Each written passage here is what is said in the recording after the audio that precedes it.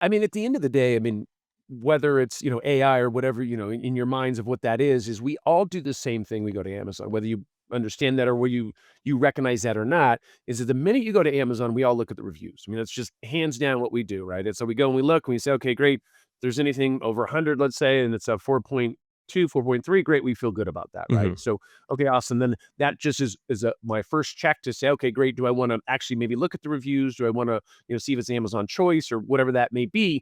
That's the indicator, right? And that's what Amazon looks at as an indicator on whether they should promote your product or not promote your product. So when we talk about BSR and where you're at in there, that absolutely has to do with your ratings and your reviews, right? And one thing's that important to indicator to let everybody know is that we only go after reviews that are physically something written because that's the only way that they could be against Amazon's guidelines. We can't do anything with ratings, which is unfortunate because there's some things that people get legit ratings and some people that get attacked and things happen there, right? So Right. our software actually does indicate that as well. We look for fraud as well in that. There's a few different ways that we can look at that. We can talk about that here in a minute.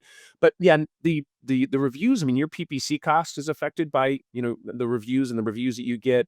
I mean, it affects everything. If you can have an amazing product, but if you have bad reviews, you're pretty much done for the most part, right? Right. Like there's not right, and that's what's very unfortunate. And the unfortunate part for me, or for I guess for any seller, is if you have a product that everybody comes out with a product, you obviously want to improve it over time. Nothing's Yep. going to come out perfect, right? And there's going to be something wrong with it. So that's okay. That's just building a product, right? With the product you had 5 years ago and the product you have today, probably two totally different products, right? Might be Right. some similarities, but they've definitely you've pivoted, you've changed some, boxes, whatever it is.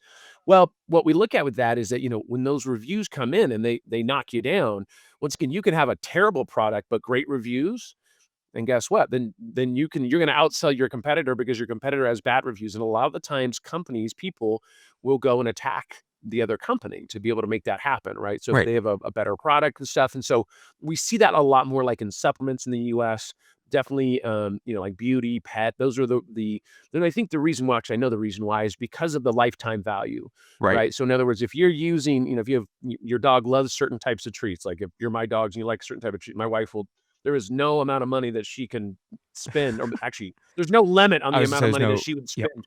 Yeah, yeah, something. I She know spends a that. lot of cash, I guess is what I'm really saying.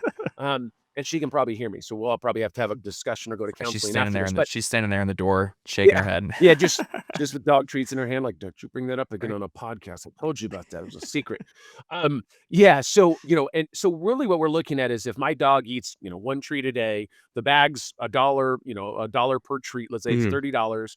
Well, guess what? If my dog lives to live 10 years, 10 years times 12 is 120, times 30 is a lot of money, Right. right? So that's really what we're looking at here is that the lifetime value, the cost of the item is not that crazy. You're not going to go and buy let's put it this way. Let's say we both sell bikes, right? And they're really nice bikes, $10,000 bikes.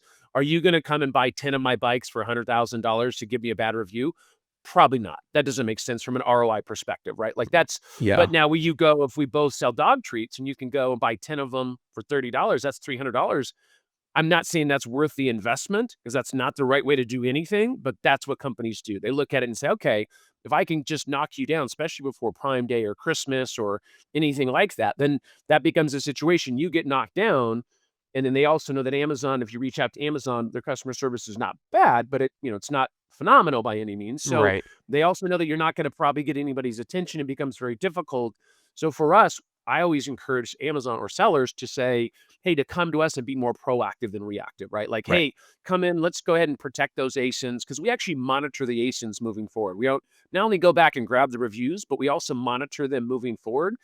The goal with Trace Views is to really set it and forget it. Is for as a seller, as you know, you have a million other things to worry about, right? Right. I mean, just and so my goal of Trace Views was to be able to go in, add your ASINs that you want, and then we go and protect those. We grab those reviews. You only pay for reviews that get removed, and then guess what? And then we protect you moving forward.